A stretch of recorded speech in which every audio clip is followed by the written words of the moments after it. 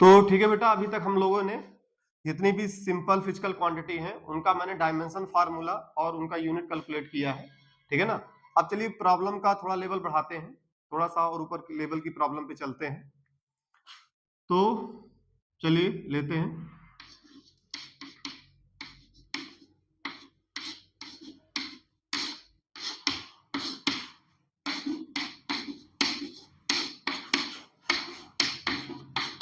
ये आपकी van der Waals gas equation होती है रियल गैस के लिए, ठीक है। जैसे आपकी आइडियल गैस होती है पीवी इक्वल टू एनआरटी, ये आइडियल गैस के लिए होता है और ये आपका रियल गैस के लिए होता है, ठीक है ना। इसी पे कुछ करेक्शन करके ये हम इक्वेशन जो है इसको निकालते हैं, ठीक है ना। इस आइडियल गैस इक्वेशन में करेक्शन करके इस गैस को हम लोग इस फार्मूले को लेकर के आते हैं, ठीक है ना। तभी ये आपका आइडियल के लिए और ये आपका रियल गैस के लिए, ठीक है ना। अब यहाँ पर ये van der Waals gas equation हमारी पूरी हो गई और इसमें ए और बी हमारे, ये ए और ये बी हमारे वान डेर वाल्स कांस्टेंट है यहाँ पर, ठीक है। तो इनका मुझे डायमेंशन फार्मूला और इनका यूनिट यहाँ पे निकालना है, ठीक है। बाकी आपको पता ही है कि पी आपका प्रेशर है, वी वॉल्यूम है, एन नंबर ऑफ मोल है, आर गैस कांस्टेंट है, एंड टी इज टेम्परेचर, ठीक है ना। तो देखिए यहां पर मुझे ए और बी का डायमेंशन फार्मूला निकालने के लिए मुझे कुछ बेसिक बातें यहां पर पता होनी चाहिए, ठीक है ना। तो बेसिक बातें क्या है, तो देखिए यहां पर वो बेसिक बातें ये हैं कि मैं उन्हीं फिजिकल क्वांटिटी को ऐड या सब्ट्रैक्ट कर सकता हूं जिनका जो है यूनिट क्या होगा, सेम होगा, ठीक है ना। तो इसका मतलब ये हुआ कि मैंने प्रेशर को n square upon v square के साथ ऐड किया है, तो इसका मतलब जो यूनिट यहाँ पर प्रेशर की रहने वाली है वही यूनिट किसकी होगी, v n square upon v square की होगी, ठीक है ना। तो यहां से मैं इसको लिख सकता हूं a equal to p v square upon n square, ठीक है ना। ये आपका यहां से हो गया। अब इसके अकॉर्डिंग इसकी यूनिट क्या आ जाएगी, अगर इसकी यूनिट निकालना चाहे तो ये इसका पास्कल, ठीक है। ये आपका मीटर की पावर 6 क्योंकि वी स्क्वायर है, ठीक है, अपॉन मोल का स्क्वायर, ये क्या हो गई, इसकी यूनिट हो गई। यहां से मैंने एक ही यूनिट आसानी से निकाल दिया, ठीक है। अब इसका डायमेंशन फार्मूला चलते हैं। तो डायमेंशन फार्मूला में क्या आ रहा है, प्रेशर आ रहा है, तो प्रेशर का क्या हो जाएगा आपका m l की पावर -1 t की पावर -2, ठीक है। उसके बाद ये हो जाएगा l की पावर 6 क्योंकि वॉल्यूम का तो l की पावर 3 होगा, फिर v स्क्वायर है तो l की पावर 6 अपॉन, अपान में चूंकि नीचे मोल लिखा हुआ है, ठीक है ना, तो मोल आपको बता ही चुका हूं कि ये डायमेंशन लेस होता है, ठीक है। तो यहां पर नीचे कुछ नहीं आने वाला है, तो इसी का कैलकुलेट करके क्या हमारा आ जाएगा, ये आपका आ जाएगा m, ठीक है, और आपका ये हो जाएगा l की पावर 5 और ये हो जाएगा t की पावर 2, ठीक है ना। तो यहां से ये इसका जो है डायमेंशन फार्मूला हमने कैलकुलेट कर लिया है। ये आपका देखिए प्रेशर का हो गया और ये वी स्क्वायर का, और एन का तो होता ही नहीं है, तो उसके बाद ये पूरा मल्टीप्लाई होकर के आपका ये यहां पर आ गया, ठीक है। इसको नोट कर लीजिए। अब उसके बाद हम लोग चलते हैं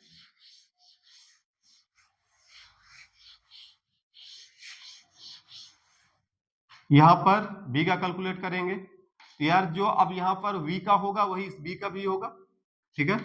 तो हम लोग यहां पर ये, अच्छा देखिए मैं यहाँ पे इक्वल लगाता हूं तो कभी मत समझिएगा कि वी आपका एनबी के बराबर हो गया, वो केवल मैं यूनिट को सेम करने के लिए यहाँ पर इक्वल साइन दिखाता हूं, ठीक है ना। तो यहां से इसको बी इक्वल टू आप क्या लिख लोगे, वी अपॉन एन, इसका क्या हो जाएगा आपका मीटर क्यूब अपॉन मोल, ये इसका यूनिट हो गया। अब इसका जो डायमेंशनल फार्मूला यहां से बनेगा वो आपका इसका हो जाएगा एल क्यूब, और नीचे तो एन का कुछ रहेगा नहीं, तो इसका डायमेंशन फार्मूला आपका क्या आ जाएगा, एल क्यूब के बराबर आ जाएगा, ठीक है। नोट कर लीजिए इसको। तो हमने यहाँ पे कैलकुलेट कर लिया और हमने यहाँ पे ये देखा कि हम उन्हीं फिजिकल क्वांटिटी को ऐड या सब्ट्रैक्ट कर सकते हैं जिनका यूनिट क्या होगा, सेम होगा, ठीक है। नोट कर लिया, इसको हटा दो। चलिए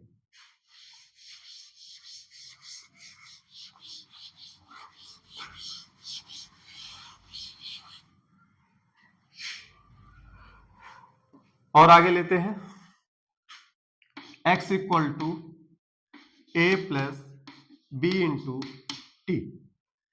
ये एक फार्मूला लिखा हुआ है x equal to a plus b t, ठीक है। Where x is displacement and t is time, x is displacement and t is time and a and b are constant, ठीक है। तो मुझे यहां पर ये पता है कि ये आपका डिस्प्लेसमेंट है और ये टाइम है, ठीक है ना, ये हमारा गिवन है। तो इसी बेसिस पर मुझे अब a और b का यूनिट और डायमेंशन फार्मूला यहां पर बताना है, ठीक है। तो चलिए उसको कैलकुलेट करते हैं। तो देखिए फिर से यहां पर वही बात आएगी कि हम उन्हीं फिजिकल क्वांटिटी को ऐड या सब्ट्रैक्ट कर सकते हैं जिनका डायमेंशन फार्मूला क्या होगा, सेम होगा। इसका मतलब है कि जो ए का डायमेंशन फार्मूला होने वाला है वही किसका रहेगा, बीटी का रहेगा, ठीक है। और वही सेम डायमेंशन फार्मूला किसका रहेगा, एक्स का रहेगा, ठीक है। तो उसके अकॉर्डिंग ए किसके बराबर हो गया, एक्स के बराबर हो गया, और एक्स आपका डिस्प्लेसमेंट है तो इसका यूनिट तो आसानी से निकल आया मीटर, ठीक है। अब इसका डायमेंशन फार्मूला भी बहुत आसानी से निकल आएगा, ये ठीक है। उसके बाद फिर बी का निकालते हैं, तो आपका बीटी किसके बराबर जाएगा, वो भी आपका बीटी आपका एक्स के बराबर जाएगा। तो यहां से आपका b इक्वल टू आ जाएगा x बाई टी, यहां पर आएगा, ठीक है। अब x का जो है यूनिट क्या बनेगा, मीटर, और इसका सेकंड, तो इसका यूनिट क्या हो गया, मीटर पर सेकंड हो गया यहां पर। अब चलते हैं डायमेंशनल फार्मूला पर। तो b इक्वल टू ये आपका लेंथ रहेगा, ये आपका टाइम, तो ये आपका एल टी की पावर -1 आ गया, ठीक है। क्लियर हुआ। फिर से मैं रिपीट कर दे रहा हूं, क्या कॉन्सेप्ट यूज हुआ है कि सेम उन्हीं फिजिकल क्वांटिटी को ऐड या सब्ट्रैक्ट कर सकते हैं जिनका यूनिट क्या होगा, सेम होगा। इसका मतलब जो यूनिट ए का होगा वही टोटल बीटी का होगा और वही किसका होगा, एक्स का होगा, ठीक है। क्योंकि दोनों तरफ का डायमेंशनल वो यूनिट क्या होना चाहिए, सेम होना चाहिए, ठीक है ना। तो ए का यूनिट एक्स के बराबर है और साथ में बीटी का यूनिट भी एक्स के बराबर है और बीटी का यूनिट साथ में ए के भी बराबर है। तो मैंने एक बार ए को एक्स के बराबर रख दिया, फिर बीटी को भी मैंने किसके बराबर रख दिया, एक्स के बराबर रख दिया, ठीक है। तो वहां से ये चीजें कैलकुलेट होकर के आ चुकी हैं, ठीक है। इसको नोट कर लीजिए और आगे चलते हैं।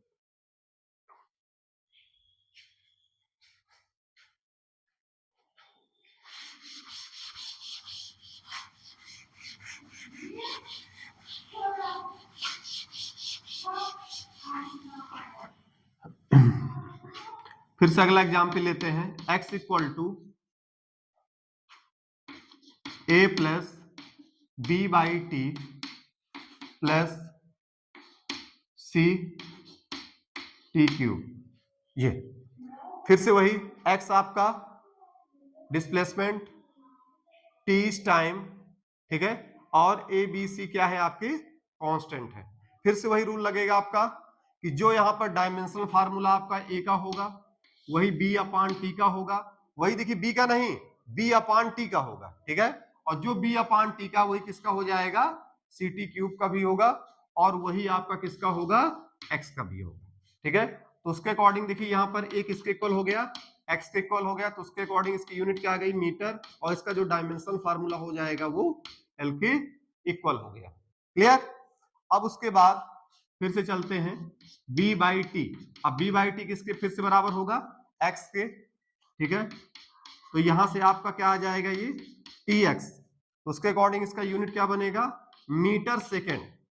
इसका यूनिट क्या बना, मीटर सेकेंड। तब इसका डायमेंशन फार्मूला यहां से क्या बनेगा, एल टी, ये इसका डायमेंशन फार्मूला हो गया। फिर से आपका c t cube, c t cube किसके बराबर हो जाएगा, फिर से x के बराबर होगा, ठीक है। फिर यहां से c आपका क्या आ जाएगा, x अपान टी क्यूब, फिर इसका यहां से यूनिट मीटर और ये सेकंड की पावर 3, ये इसकी यूनिट आ गई मीटर सेकंड की पावर 3, ठीक है। डायमेंशन फार्मूले पे चलेंगे तो l और ये आपका हो जाएगा t की पावर 3, जो कि आपका यहां से निकल के आ जाएगा l t की पावर -3 हो जाएगा। क्लियर, चीजें क्लियर हो रही हैं आपको अच्छे से, क्यों यहां पर कैसे क्या आ रहा है, क्या कॉन्सेप्ट यूज कर रहे हैं कि जो डायमेंशन मतलब क्या कॉन्सेप्ट यहाँ पे यूज कर रहे हैं, उन्हीं फिजिकल क्वांटिटी को मैं ऐड या सब्ट्रैक्ट कर सकता हूं जिनका क्या होगा, यूनिट क्या होगा, सेम होगा। तो मैंने ए का वही यूनिट था जो बी अपान टी का, वही सी टी क्यूब का और वही एक्स का। तो इस रूल के अकॉर्डिंग मैंने यहाँ पर ए और बी सी तीनों का जो डायमेंशन फार्मूला और यूनिट निकाल लिया है। ठीक है, इसको नोट कर लीजिए और आगे चलते हैं फिर।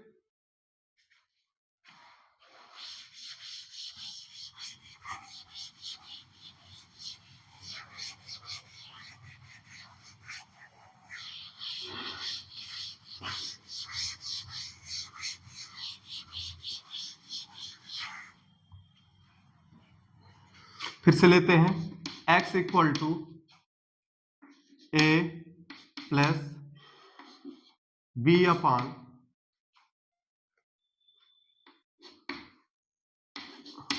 T minus c. ठीक है, यहां पे x equal to a plus b upon t minus c, x equal to a plus b upon t minus c. ठीक है, where x is displacement and t is time, a b c are constant. ठीक है, तो फिर से मुझे वही a का यूनिट और डायमेंशन फार्मूला निकालना है। तो फिर से मैं वही बता चुका हूं कि जो डायमेंशन फार्मूला आपका x का होगा वही a का होगा और वही इस पूरे का होगा। ठीक है ना, ऐसा नहीं कि आप बोल दो जो x का होगा वही a का होगा वही b का होगा। x और a का होगा तो सेम, ये तो बात सही है, लेकिन जो a का होगा वो b का होगा ये नहीं है, इस पूरे का वही होगा। ठीक है, तो चलिए पहले a के लिए चलते हैं। तो a आपका फिर से वही x के बराबर है, तो यूनिट क्या बनेगा इसका, मीटर, और डायमेंशन फार्मूला इसका L के इक्वल रहेगा। ठीक है, अब C को पहले कैलकुलेट कर लेते हैं। देखिए C को मैंने यहां पर मैंने C को किससे सब्ट्रैक्ट किया, टाइम से सब्ट्रैक्ट किया है, इसका मतलब C का यूनिट वही होगा जो किसका होगा, टाइम का होगा। ठीक है, तो C आपका किसके इक्वल होगा, टाइम के, तो इसका यूनिट क्या बनेगा, सेकेंड, तो इसका डायमेंशन फार्मूला क्या आ जाएगा, T आ जाएगा। ठीक है ना, क्योंकि C को मैंने किससे सब्ट्रैक्ट किया, टाइम से, इसका मतलब जो यूनिट टी का होगा वही सी का होगा, तो उसके अकॉर्डिंग सेकंड यूनिट आ गया और उसका डायमेंशन फार्मूला ये आ गया। ठीक है, अब मुझे निकालना है बी का। तो यार यहां पर बी अपान टी माइनस सी किसके इक्वल होगा, एक्स के इक्वल होगा। ठीक है, तो यहां से बी इक्वल टू क्या हो जाएगा, एक्स और टी माइनस सी। ठीक है, तो यहां से इसका यूनिट क्या बनने वाला है, इसका हो जाएगा मीटर और इसका हो जाएगा सेकेंड। ये क्या आ गया, मीटर सेकेंड, ये इसका यूनिट आ गया। अब डायमेंशन फार्मूला क्या बनेगा इसका, इसका मीटर एल और सेकेंड इसका क्या हो जाएगा टी, तो इसका डायमेंशनल फार्मूला क्या हो गया, एल टी हो गया। ठीक है, बात समझ में अच्छे से आ रही है सब कुछ। यहां पर x equal to a plus b upon t minus c, same उन्हीं फिजिकल क्वांटिटी को ऐड कर सकते हैं जिनका यूनिट क्या होगा, सेम होगा, तो इसका मतलब जो ए का यूनिट है वही x का होगा, वही इस पूरे का होगा। तो सबसे पहले मैंने a को x के बराबर पुट किया, तो ये आपका कैलकुलेट हो गया। ठीक है, फिर यहाँ पर मैंने देखा कि टाइम में से c को सब्ट्रैक्ट किया गया है। ठीक है, इसका मतलब ये हुआ कि जो c का डायमेंशन फार्मूला वही t का होगा, तो उसके according c equal to t आ गया। तो इसका टाइम का क्या हो गया, सेकेंड, और ये आपका उसका डायमेंशन फार्मूला यहाँ से निकल आया। ठीक है, उसके बाद आपका है b अपान टी माइनस सी, इसका मतलब इसका जो यूनिट होगा वही x का होगा, तो b अपान टी माइनस सी आपका x के बराबर हो गया, तो b इक्वल टू इसको आपने क्या लिख लिया, x टी माइनस सी। अब x का मीटर हो गया और t माइनस सी का सेकंड हो गया, तो ये क्या आ गया आपका, आ गया l t आ गया यहाँ से। ठीक है, क्या आ गया, l t आ गया। ठीक है, तो देख लिया ये कैसे आसानी से हमारे कैलकुलेट हो रहे हैं, और ये काफी इसमें कुछ है नहीं, बस ये चीजें आपको पता हो तो ऐसे क्वेश्चन को बहुत ही आसानी से आप कैलकुलेट कर लोगे जो है। ठीक है, नोट कर लीजिए इसको।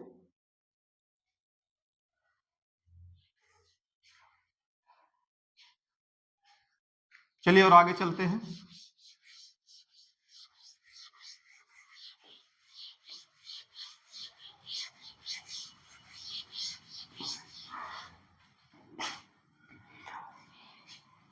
अब देखिए कुछ मैं अब ऐसे फंक्शन लेने वाला हूं जो आपके क्या होते हैं, वो फंक्शन आपके डायमेंशन लेस होते हैं। ठीक है ना, जैसे exponential function, exponential function e की पावर x, ठीक है, लॉग फंक्शन, ठीक है, ये आपके trigonometric function, sine x, cos x, ये सब कैसे होते हैं आपके, डायमेंशन लेस होते हैं। ठीक है ना। Exponential, logarithmic function and trigonometric function ये सब कैसे होते हैं, डायमेंशनलेस होते हैं, ठीक है ना। अब यहां पर इस इंफॉर्मेशन को लेकर के मैं कुछ जो है क्वेश्चन करने वाला हूं, ठीक है ना। तो वो क्वेश्चन तभी हो पाएंगे जब बात ये मुझे पता रहेगी कि एक्सपोनेंशियल फंक्शन, लॉन्ग फंक्शन और जो है ट्रिग्नोमेट्रिक फंक्शन कैसे होते हैं, डायमेंशन लेस होते हैं, ठीक है। चलिए इस पे भी हम लोग क्वेश्चन लेते हैं। बहुत ही एक सिंपल सा क्वेश्चन ले रहा हूं। x equal to a e की power b t, x equal to a e की power b t, where x is displacement, t is time, ठीक है, and a and b are constant, ठीक है। तो मुझे ये पता है कि यहाँ पर डिस्प्लेसमेंट है, टाइम है, इस बेसिस पर मुझे a और b का यूनिट और डायमेंशन फार्मूला बताना है, ठीक है। तो देखिए अभी मैं आपको बता चुका हूं कि जितने भी हमारे एक्सपोनेंशियल फंक्शन हो कैसे होते हैं, डायमेंशन लेस होते हैं या यूनिट लेस होते हैं, ठीक है। तो यहां पर यार ये डिस्प्लेसमेंट है, ठीक है, तो इसका यूनिट तो मीटर होने वाला है। तो अगर इसका मीटर है तो इस टोटल का भी आपका क्या होगा, मीटर होगा। अगर यहां पर x का मीटर है तो इस टोटल का भी मीटर होगा, दोनों तरफ होमोजेनिटी मेंटेन रहेगी, ठीक है। अब लेकिन e की पावर bt, ये तो आपका एक्सपोनेंशियल फंक्शन है, ये तो डायमेंशनलेस हो जाएगा। इसका मतलब है कि x की यूनिट को कौन कवर करेगा, x की यूनिट को यहां पर कौन कवर करेगा, a कवर करेगा, ठीक है ना, क्योंकि इस टोटल की जो यूनिट है वो x के बराबर है और उसमें से ये आपका डायमेंशनलेस हो गया, यूनिटलेस हो गया। तो इसका मतलब है x की यूनिट को कौन कवर करेगा, a कवर करेगा, ठीक है। तो इसका मतलब ये हुआ कि a आपका किसके बराबर है, x के। तो इसका मतलब है कि a का जो यूनिट हो गया मीटर हो गया और जो डायमेंशन है इसका वो l के बराबर, ठीक है। अब देखते हैं b का। तो मैं अभी बता चुका हूं कि e की पावर जो bt है आपका कैसा होगा, डायमेंशनलेस होगा, ठीक है। तो e की पावर bt अगर डायमेंशनलेस है, इसका मतलब bt आपका डायमेंशनलेस होगा, क्योंकि अगर bt का कोई यूनिट आ गया तो e की पावर bt का भी यूनिट आ जाएगा। तो मैं चाहूं, अगर मैं चाहता हूं कि e की पावर bt आपका डायमेंशनलेस है, इसका मतलब bt की वैल्यू क्या आनी चाहिए, ये आपका क्या होना चाहिए, डायमेंशनलेस होना चाहिए, ठीक है ना, या यूनिटलेस होना चाहिए। तो अगर bt आपका यूनिटलेस है तो मैं आपको बता चुका हूं कि जो यूनिटलेस होते हैं उनकी यूनिट सब कुछ कट कुट के कितनी आ जाती है, 1 के बराबर आ जाती है, ठीक है ना। अगर bt आपका यूनिटलेस है तो इसका मतलब ये हुआ कि इसकी जो ओवरऑल यूनिट निकल कर आएगी वो कट कुट के किसके बराबर आती है, 1 के बराबर। और पिछली क्लास में हम लोग देखे भी थे, जैसे आपका स्ट्रेन था मीटर अपान मीटर, कट कुट के क्या आ गया, 1 आ गया, ठीक है। तो वैसे यहां पर भी bt का जो यूनिट है, अगर ये यूनिटलेस है तो ये किसके बराबर आने वाला है, 1 के बराबर आ जाएगा। इसका मतलब यहां से b आपका क्या हो जाएगा, 1/t, ठीक है। तो यहां से देखिए कितना आसानी से इसका यूनिट आ गया, 1/सेकंड, जिसको आप क्या लिख सकते हो, s की पावर -1, ये इसकी क्या हो गई, यूनिट हो गई, ठीक है। अब इसका डायमेंशन फार्मूला भी आसानी से कैलकुलेट हो जाएगा, जो कि क्या हो जाएगा, t की पावर -1। ये यहां से इसका क्या निकल आया, डायमेंशनल फार्मूला भी हमारा कैलकुलेट हो गया, ठीक है।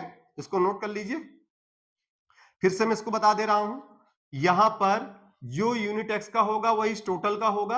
अब e की पावर bt जो है डायमेंशनलेस हो गया या यूनिटलेस है, तो इसका मतलब है कि x की यूनिट को कौन कवर करेगा, a कवर करेगा। तो a आपका x के इक्वल हो गया, ठीक है। तो जो यूनिट यहाँ पर a का होगा, x का होगा वही a का होगा, तो मीटर हो गया आपका, डायमेंशन फार्मूला ये आ गया। अब e की पावर bt हमारा कैसा है, डायमेंशनलेस है। तो अगर e की पावर bt डायमेंशनलेस है तो bt को भी डायमेंशनलेस होना पड़ेगा या यूनिटलेस होना पड़ेगा, ठीक है। तो यार जो यूनिटलेस होते हैं उनकी यूनिट कट कटा के कितनी आ जाती है, 1 के बराबर आ जाती है। तो यहां से b इक्वल टू 1/t आ गया, ठीक है। तो जो आपका क्या आ गया, 1/सेकंड, जो आपका सेकंड की पावर -1 हो गया, तो उसके अकॉर्डिंग इसका डायमेंशन फार्मूला भी क्या हो जाएगा, t की पावर -1 हो जाएगा, ठीक है। इसको नोट कर लीजिए आप लोग।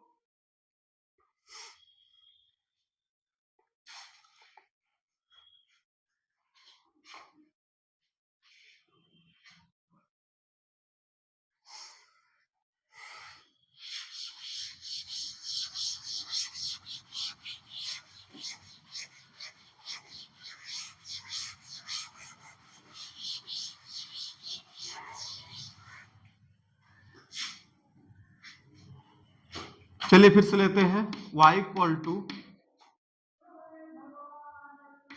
ए sine omega t minus k x. ठीक है, ये एक वेव की क्वेश्चन लिखी हुई है, लेकिन अभी आपका इससे कोई लेना देना नहीं है। बस अभी आप ये जानिए कि y यहां पर डिस्प्लेसमेंट है, ठीक है, t टाइम है और x भी आपका क्या है, डिस्प्लेसमेंट है। ठीक है ना, इस बेसिस पर आपको a का यूनिट और डायमेंशन फार्मूला बताना है, ओमेगा का भी बताना है और k का भी बताना है। ठीक है, तो चलिए फिर से इसको देखते हैं।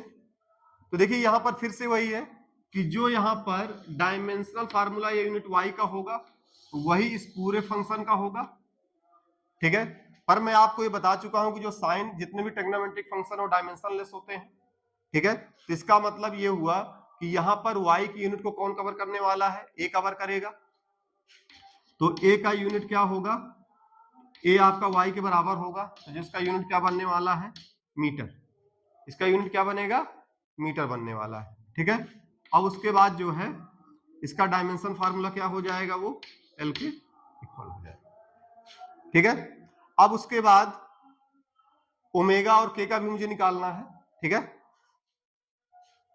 तो यार मैं अभी आपको बता चुका हूं कि ये ट्रिग्नोमेट्रिक फंक्शन जो आपका लिखा हुआ है sign omega t minus k x, एक ऐसा है डायमेंशनलेस है। ठीक है, एक ऐसा लिखा हुआ है डायमेंशनलेस फंक्शन है। तो यार अगर ये डायमेंशनलेस है तो omega t minus k x को भी डायमेंशनलेस होना चाहिए। ठीक है, omega t minus k x को भी डायमेंशनलेस होना चाहिए।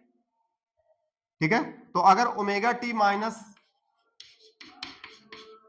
के एक्स आपका डायमेंशनलेस है तो इसका मतलब ओमेगा टी को भी डायमेंशनलेस होना पड़ेगा। ठीक है, क्योंकि जो डायमेंशन या यूनिट ओमेगा टी का होगा वही के एक्स का होगा, क्योंकि सेम तरह की क्वांटिटी को ही मैं ऐड या सबट्रैक्ट कर सकता हूं। ठीक है, तो अगर ओमेगा टी डायमेंशनलेस है तो के एक्स को भी डायमेंशनलेस होना पड़ेगा, तभी आपका ओमेगा टी माइनस के are omega t minus k x overall आपका डायमेंशनलेस या यूनिटलेस आएगा। ठीक है, तो अगर मेरा ओमेगा टी आप मेरा जो है यहां पर अगर ये आपका यूनिटलेस है तो ओमेगा टी की वैल्यू क्या हो जाएगी, ओमेगा टी की वैल्यू क्या हो जाएगी, 1 के बराबर। ठीक है, क्योंकि ये यूनिटलेस बनेगा। ठीक है ना, और ये यूनिटलेस क्यों, क्योंकि मुझे साइन को क्या बनाना है, यूनिटलेस बनाना है। ठीक है, क्योंकि ये इंफॉर्मेशन मुझे पहले से पता है कि ट्रिग्नोमेट्रिक फंक्शन क्या होते हैं, डायमेंशनलेस और यूनिटलेस होते हैं। तो ये ओमेगा टी इक्वल टू 1 आ गया, तो यहां से ओमेगा इक्वल टू क्या आ गया, 1/t आ गया। ठीक है, तो इसका यूनिट क्या बन गया, सेकेंड की पावर -1। ठीक है, और यहां से इसका डायमेंशन फार्मूला क्या आ जाएगा, t की पावर -1 आ जाएगा। ठीक है, तो देखिए इस इंफॉर्मेशन पर मैंने इसका यूनिट और डायमेंशन फार्मूला कैलकुलेट कर लिया है।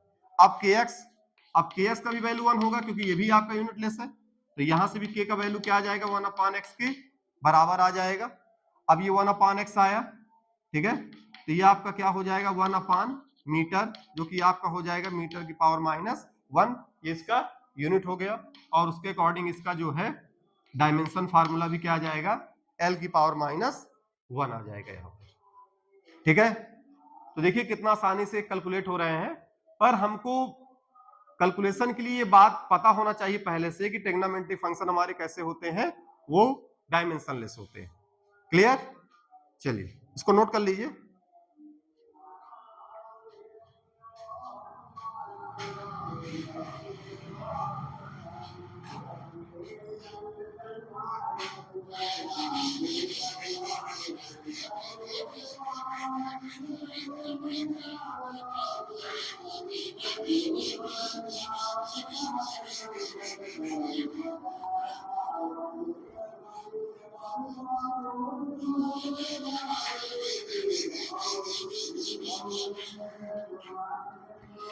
चलिए अब लॉगरिथम फंक्शन ले लेते हैं, y equal to a log bt, y equal to a log bt, where y is displacement, t is time and a and b are constant। ठीक है, तो यहां पर ये डिस्प्लेसमेंट है, ये टाइम है, इस बेसिस पर मुझे a और b का यूनिट और डायमेंशन फार्मूला बताना है। ये बात देखिए फिर मैं आपको बता चुका हूं कि जो लॉगरिथमिक फंक्शन है वो कैसा होता है, यूनिटलेस या डायमेंशनलेस होता है। ठीक है। इसका मतलब यहाँ पर जो यूनिट y की रहने वाली वो इस टोटल फंक्शन की होगी, ठीक है। तो जब इस टोटल फंक्शन की होगी, लेकिन ये लॉग वाला फंक्शन तो हमारा डायमेंशन लेस है, यूनिट लेस है, तो इसका मतलब y की यूनिट को कौन कवर करेगा, a कवर करने वाला है ये।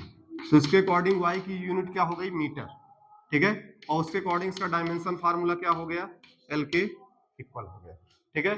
और फिर से log bt एक ऐसा फंक्शन है, डायमेंशन लेस है या यूनिट लेस है, तो इसके डायमेंशन लेस या यूनिट लेस होने के लिए बीटी भी हमारा कैसा होना चाहिए, डायमेंशन लेस होना चाहिए या यूनिट लेस होना चाहिए।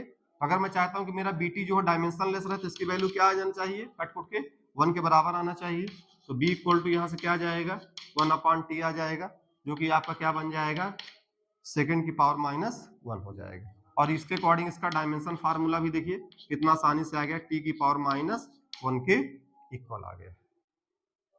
तो हमने देख लिया यहाँ पर कि अगर मुझे ये इंफॉर्मेशन पहले से पता है, ठीक है, कि जो है एक्सपोनेंशियल फंक्शन, ट्रिग्नोमेट्रिक फंक्शन और लॉगरिथमिक फंक्शन ये डायमेंशन लेस है, तो उस बेसिस पर मैं काफी सारे कांस्टेंट का भी डायमेंशन फार्मूला यहाँ पर कैलकुलेट कर सकता हूँ। लेकिन अगर ये बात आपको नहीं पता होती कि लॉग जो भी ये लॉगरिथमिक फंक्शन लिखा हुआ है डायमेंशन लेस या यूनिट लेस है, तो अगर आपको बात पहले से नहीं पता है तो आप यहाँ पर a और b का डायमेंशन फार्मूला आप कैलकुलेट नहीं कर सकते, ठीक है ना। ये इंफॉर्मेशन आपको पहले से पता होनी चाहिए, तभी आप यहाँ पर ये कैलकुलेशन आप कर सकते हो, ठीक है।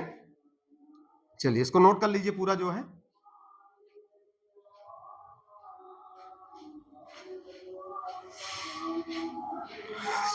चलिए फिर आज के लिए इतना ही, इसको आप नोट कर लीजिए, बाकी देखते हैं अगली क्लास पर, ठीक है बेटा। चलिए ओके।